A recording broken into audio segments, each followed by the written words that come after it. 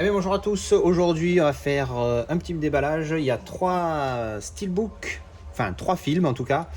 Donc il y a ces deux-là. J'ai filmé le premier déjà hier ou avant-hier, je sais plus. Donc je vais vous mettre ça tout de suite et après on revient pour ces deux-là. A tout de suite. Alors, petit déballage, on a ce petit colis à ouvrir. C'est un steelbook, je crois. Alors j'ouvre ça tout de suite et je vous reviens. A tout de suite. Alors très bien emballé, il a du papier bulle, c'est bon, j'ai reconnu.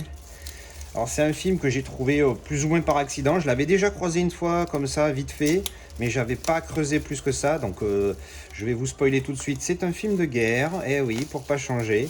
J'ai trouvé le plot assez intéressant, et puis j'ai trouvé cette édition donc Steelbook à un prix très raisonnable. 15 balles que finalement j'ai eu à 10. Je remercie énormément d'ailleurs le ou la vendeuse, parce que je ne me rappelle plus. Allez, j'essaye de pas trop regarder, j'enlève le papier bulle et on découvre ensemble. Pan. T-34. Alors techniquement je devrais le dire en russe parce que c'est un film russe, mais je vous avoue que mon russe, à part peut-être deux mots que je n'oserais même pas dire ici, il est très limité. Donc voilà, le titre original c'est T-34, hein, c'est tout. En France évidemment on aime rajouter de la merde, machine de guerre. En même temps c'est un film de guerre, il y a un tank. Ça se passe pendant la Seconde Guerre mondiale, machine de guerre, est-ce que c'est vraiment nécessaire? Alors, bien, on va ouvrir ce petit colis, ce petit steelbook. Voilà, hop. On va enlever, alors j'ai déjà remarqué que c'était collé juste par des petits autocollants, ce qui est génial parce que du coup ça salope moins le disque. Voilà. Alors on va poser le steelbook tout de suite. Alors le flyer, hein, voilà, si ça vous intéresse, vous pouvez poser et lire ce qu'il y a à lire. Donc c'est une édition française pour le coup. J'ai hésité, est-ce que je la prends pas, mais j'ai vu en fait que j'ai beaucoup aimé. Alors, j'ai beaucoup aimé ce steelbook. Alors je me corrige instantanément, ce n'est pas un steelbook. Pour être très précis, c'est un future pack ou metal pack. Et moi j'aime bien ça. Et donc face avant, la tranche, alors je sais qu'il y en a qui n'aiment pas à cause de ça, et donc derrière, et pour ceux qui ont deviné, maintenant vous avez l'habitude chez moi, hop, on l'ouvre, et tada! Alors, évidemment, une magnifique continuité sur ce Future Pack / Metal Pack, que je trouve très belle. Alors, du glossy ici, alors c'est pas spécialement mat, mais c'est du zéro fini, je crois qu'on appelle ça ici. Et du glossy dans certaines parties, genre le tank, la visière de la casquette ici, les flammes là, tout ça, c'est tout en glossy. Le mec ne l'est pas par contre. Et donc voilà, donc Future Pack, hein, donc la différence pour ceux qui connaissent pas, ben, c'est que les Steelbook, je vais en prendre un totalement au hasard, du Manji, le dernier que j'ai présenté, une de mes plus belles pièces. Voilà, c'est au niveau de la tranche. C'est le même principe, c'est la même taille, c'est tout pareil, sauf la tranche, qui, comme vous pouvez le voir, donc sur un steelbook, ça fait plat, et sur un metal pack, il y a les charnières. Alors évidemment, au premier abord, tu dis non, les charnières, c'est de la merde, c'est dégueulasse. C'est pas faux. Mais je vais vous montrer, je vais prendre un autre steelbook qui est un meilleur exemple. Alors, pour le meilleur exemple, je vais vous prendre le steelbook de Godzilla. Et c'est marrant entre guillemets parce que ce steelbook existe en future pack, le même. Et donc, pour vous rappeler, il est comme ça. Alors, pourquoi c'est mieux, pourquoi c'est pas mieux? Alors, le steelbook, comme vous le voyez, donc il y a le recto, la tranche qui est donc bien définie, qui est donc du coup un peu plus courte que la hauteur du steelbook, et le verso. Et donc celui-là est un bon exemple parce qu'il y a une belle continuité avec la tranche.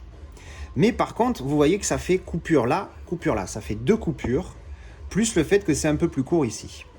L'avantage du Future Pack, c'est que certes, quand on le laisse ouvert, c'est moins beau qu'un steelbook. Ça, je vous le conçois. Quand vous les mettez à côté, voilà, c'est plus beau comme ça que ça avec les charnières et cette petite pliure ici. Mais l'avantage, c'est que moi qui suis fan des continuités, regardez, quand on ouvre, clac! Alors déjà, ça fait qu'une ligne. Et encore celui-là, je pense que c'est un mauvais exemple parce que j'ai vu des images d'autres Future Pack où vraiment on voyait même pas du tout, là, parce que là on voit bien la ligne de séparation hein, entre les deux, mais j'ai vu des Future Pack où il n'y avait pas du tout cette ligne entre les deux, parce que là bon, ça reste joli, attention, hein, mais on voit la ligne est quand même assez pas flagrante / visible.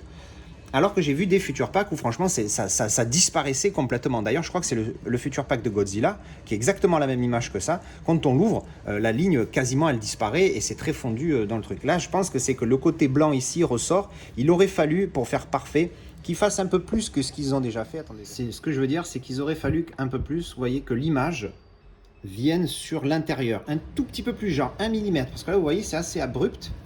Alors que si vous rajoutez l'image d'un petit millimètre, ben, la partie, parce que ce qui fait qu'on voit, c'est la partie blanche de l'intérieur. Alors que si vous ne le faites pas, ça disparaît. L'image, tu vois, vous voyez ce que je veux dire, ça disparaît instantanément. Donc, c'est pour ça que j'aime les Future Pack, c'est parce que du coup, ça fait qu'une seule ligne par rapport au Steelbook qui en fait deux. Bon là en plus l'image est un petit peu plus claire que sur Godzilla, donc c'est encore plus flagrant qu'il y a une séparation, mais j'aime beaucoup le principe des Future Pack. Je trouve que c'est pas assez démocratisé. Quand vous cherchez le Steelbook sur Vinted, il y a 1 milliard d'annonces, Future Pack il y en a 20.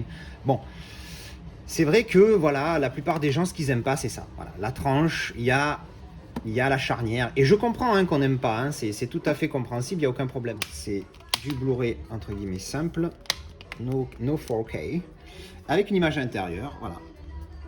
Et du coup, pour les customs, là, c'est encore plus facile. J'ai ça aussi pour ceux qui aiment customer. Les Steelbook, il y en a pour qui c'est encore plus simple, du coup, puisqu'ils ont à l'intérieur que 2 images à faire et ils n'ont pas à s'emmerder avec la tranche. Mais bon, voilà. Donc ça, c'est un Future Pack. Et franchement, je le trouve vraiment sympatouné. Alors, j'avais pas remis le bon angle de caméra, donc je vais vous remontrer la partie interne du Steelbook. Du Future Pack, pardon, parce qu'on ne voyait pas bien, voilà. J'ai mis le grand angle, là, on voit mieux l'intérieur, donc une image du film. Un film que j'ai jamais vu encore, hein, donc j'espère être très satisfait de ce film-là. Il a l'air pas mal, il a des bonnes notes et tout. Donc voilà. Eh bien écoutez, ça c'était mon déballage de T34. Allez, on est de retour pour ces deux-là. Alors on va commencer, donc il y a un Fnac et un qui vient du Royaume-Uni, d'un vendeur que j'ai l'habitude de commander, Music Magpie. Donc alors là c'est un amarré, si ma mémoire est bonne. Donc emballage de merde, mais bon, c'est que un amarré. Je lui en veux moins que si ça avait été un Steelbook. Mais bon. Alors, voyons, qu'est-ce que c'est... Oh, bah il est arrivé défoncé. Sleeping Beauty. Alors, c'est pas du tout ce que j'avais vu quand je l'ai commandé. Ah ouais, il a morflé ça, là. Bon, bah écoutez, je retire ce que je viens de dire. Je lui en veux un peu. Parce que là, pour le coup, l'amarré, il a pris cher. Et oui, parce que... Vous avez vu dans mes derniers avis que j'ai vu Maleficent et du coup ça m'a donné envie de voir le classique de Disney que je n'avais pas et je l'ai trouvé, bon alors, je l'ai vraiment pas payé cher donc je vais pas me plaindre, mais c'est vrai que là pour le coup la boîte elle a morflé, je crois que je l'ai payé moins de 2 pounds, hein, un truc comme ça, donc ça fait à peu près 2 € puisque c'était moins de 2 pounds, donc voilà, mais par contre l'amarré il a morflé sale. Donc Sleeping Beauty, on va voir ce que ça donne. Je l'ai vu hein, bien sûr, mais il y a un siècle. Donc j'avouerai que je ne me rappelle plus trop. Mais bon bref, voilà, un classique. Ensuite et enfin, le colis of the Fnac. Donc là, je crois que je sais ce que c'est. C'est une précommande, je l'ai reçu 2 jours à l'avance. C'est un film que tout le monde a sur lequel tout le monde a chié dessus. Mais moi, je l'aime beaucoup. Enfin, je l'aime beaucoup. Je l'aime bien. Je l'aime bien, je trouve un bon film. Et surtout, c'est ma référence niveau 4K. Alors, je ne regarde pas la joue, je ne regarde pas. J'essaye de le mettre à l'endroit pour qu'on le regarde ensemble. Coucou! Eh oui, Mortal Engines. Alors oui, c'est vrai, le film, il va pas marquer les annales, il va pas marquer l'année 2021 ou 2020, je sais plus de quand il est. Oui, mais moi, j'ai trouvé le film sympa. J'avais mis 7 sur 10. Alors, c'est pas un gros 7 sur 10, c'est un 7. Voilà, il est sympathique. Je me suis amusé. J'ai trouvé l'histoire sympa. Alors, évidemment, ils auraient pu plus creuser. Ils auraient pu en faire un peu plus et développer. Parce que l'idée est géniale, hein, quand même. Hein. Je suis beaucoup fan de ce mode post-apocalyptique où les villes sont mouvantes, sont sur des grosses chenilles, un petit peu là, comme les trucs qui transportent les fusées à Cap Canaveral. Bref, j'aime beaucoup l'idée. Mais bon, c'est vrai que voilà, c'est pas top. Mais par contre, et alors là on coupe, hein, là c'était mon avis du film, après on change, le 4K, c'est une Foley International. Tu vois, voilà, c'est pour moi ma référence, c'est le plus beau 4K que j'ai jamais vu.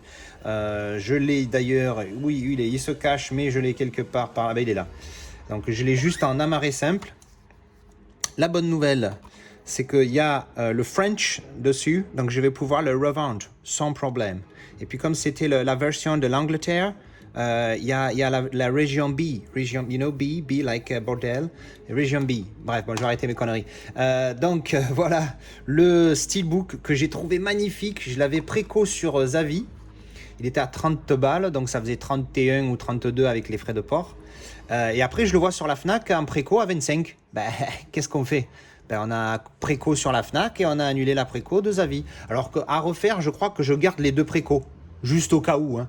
Et si la Fnac, voilà, j'annule avant, enfin bref, vous avez compris le principe. En tout cas, voilà, j'ai celui-là, donc on s'en fout, on va l'ouvrir doucement, délicatement, avec amour et passion. Hop. Ouais, ce steelbook, je l'ai trouvé superbe. Hop. Alors oui, attendez, petite parenthèse, je mets un peu de suspense. On va comparer un emballage Amazon et un emballage de la Fnac.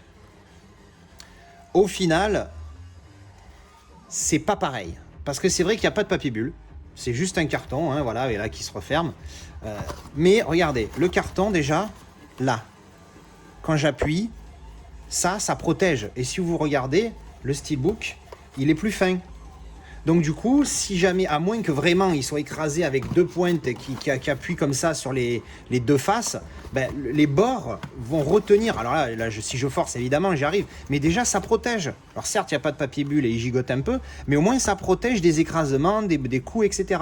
Alors c'est pas génial. C'est clair qu'un petit papier bulle, on se sentirait un petit peu plus rassuré. Mais il y a déjà quelque chose. C'est pas juste le carton dessus, le carton dessous et basta. Sans amorti, sans machin. Bref, voilà, ça c'est dit. Revenons au baby. Alors, ben on va enlever le G-card. Voilà, ce steelbook, je l'ai trouvé magnifique. Ah, il y a une petite pétoune là. Ça commence. Qu'est-ce que c'est ici? Est-ce que c'est juste des petites... Ouais, c'est des petites poussières. Ouais, c'est bon, c'est des petites poussières, tout va bien. Alors, qu'est-ce qu'on a? On a un effet mat. Alors, il n'y a pas embossage, ni débossage, rien du tout. Mais on a un petit effet mat de partout, sauf ici, sur le personnage, plus la montagne et le titre. Est-ce que ça ressort sur l'image? Ouais, un petit peu. Voilà. Sinon, le reste, c'est mat. Ensuite, on a la tronchonnette et on a le derrière. Je ne sais pas pourquoi je prends mon accent anglais, un accent anglais, pardon, aujourd'hui. Enfin bref. Donc, pareil, mat là, sauf sur le vaisseau et le vaisseau. Enfin, les vaisseaux, quoi. En glossy. Il est pas mal. Et je vous avoue qu'au début, je me suis hypé sale parce que je pensais qu'il y avait une continuité de fou. Je vous montre les deux faces. Alors, en fait, pas de continuité. Mais c'est pas grave, je le trouve quand même très joli. C'est dommage hein, parce que, putain, c'était même si les deux images ne se suivent pas, il était très facile de les lier, ne serait-ce que par la couleur de la tranche. Mais bon, je trouve ce steelbook vraiment, vraiment joli pour le coup, malgré tout, malgré le fait qu'il n'y ait pas de continuité. Et donc il y a le 4K et le Blu-ray évidemment, et à l'intérieur, petit artwork sympatouné. Voilà. Oh, il n'est pas exceptionnel, mais il est bien. Voilà, là au moins il y a une continuité. Ah, s'il commence à faire des continuités à l'extérieur et pas à l'extérieur, ça commence à me gonfler cette histoire. Enfin bref. Bien voilà, hein, donc Mortal Engines. Alors ben écoutez, je vais vous en redire un petit mot. Hein. Le film, encore une fois, ils les auraient pu faire mieux. Pour beaucoup, c'est un 5, un 6. Moi j'ai mis 7 parce que j'ai aimé l'histoire, j'ai trouvé ça sympa. Et puis je me suis senti généreux peut-être ce jour-là, je sais pas. Mais bon, vu que je l'ai vu qu'une fois, peut-être que lors d'un revisionnage, je changerai d'avis et je lui baisserai sa note. Mais jusqu'à présent, j'aime bien. Mais surtout, là où j'insiste, c'est que si vous voulez faire vous de la péter avec votre écran OLED 4K ou pas OLED, enfin bref, Mortal Engines, le Blu-ray est déjà magnifique, mais alors le 4K en Dolby Vision, s'il vous plaît, c'est une tuerie. Putain, j'ai jamais vu. Enfin, c'est Jimmy Nyman était en haut, tu vois, pour moi. Encore une fois, je parle que la qualité 4K. Jimmy Nyman pour moi était en haut. Il était top. Il était magnifique, pas de grain, super. L'avantage de Jimmy Nyman, c'est qu'il a quasiment pas de barre noire. Il est en 1,85, je crois. Enfin, il est magnifique. Mais celui-là, quand je l'ai vu, oh, il y a les couleurs. Oh, il y a beaucoup de couleurs dans ce film. Mais ça pète. Il est magnifique. Enfin, excusez-moi, hein, je m'emballe, je m'enflamme, je suis en amour. Mais franchement, il est magnifique. Hein. Mettez de côté le film. Si vous voulez vraiment... Pour moi, enfin, encore une fois, j'ai pas vu tous les 4K. J'en ai, je crois, une soixantaine. Niveau 4K, alors c'est sûr, c'est pas comparable avec un vieux film qui a été remasterisé ou qui a été filmé en 35 mm et tout. Celui-là, il était filmé en 8K. forcément en 8K, tu as une qualité mignonne, tu vois ce que je veux dire? Bref, franchement, il est magnifique, des couleurs superbes, pas d'aliasing, pas un pet de grain. Oh oui, mais propre, il est pas. Visuellement, ce film est parfait. Mieux, c'est pas possible. Enfin, j'arrive pas à imaginer comment tu peux faire mieux. Mieux, oui, tu peux, techniquement parlant, mais l'œil humain, il verra zéro différence. Donc franchement, c'est vraiment une belle référence au niveau 4K. Pour moi, c'est ma référence number one. Ensuite, Jimmy Nyman et ensuite 1917, que j'avais trouvé magnifique. Il y a Lucie aussi et Miss Peregrine qui sont pas loin. Alors, je les ai pas vus en 4K, je les ai vus qu'en Blu-ray. J'ai acheté les 4K, j'ai fait des tests. J'ai juste mis les disques 4K pour voir. Mais j'ai pas regardé les films en entier. Mais je sais qu'ils sont très bons. Mais bon, voilà, mon top 3, c'est ça. Mortal Engines, Jimmy Nyman et 1917. Quand je dois faire des comparatifs ou des réglages ou quoi que ce soit, je mets un de ces films-là.